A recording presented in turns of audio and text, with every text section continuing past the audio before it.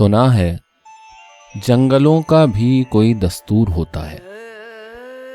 सुना है शेर का जब पेट भर जाए तो वो हमला नहीं करता, दरख्तों की घनी छांव में जाकर लेट जाता है।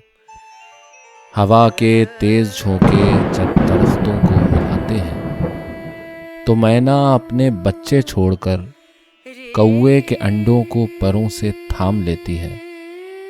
सुना है घोंसले से कोई बच्चा गिर पड़े तो सारा जंगल जाग जाता है। सुना है जब किसी नदी के पानी में बय के घोंसले का गंदुमी रंग लरसता है तो नदी की रुपहली मछलियां उसको पड़ोसन मान लेती हैं। कभी तूफान आ जाए, कोई पुल टूट जाए तो किसी लकड़ी के तख्ते पर गिलहरी, सांप, बकरी और चीता साथ होते हैं। सुना है जंगलों का भी कोई दस्तूर होता है।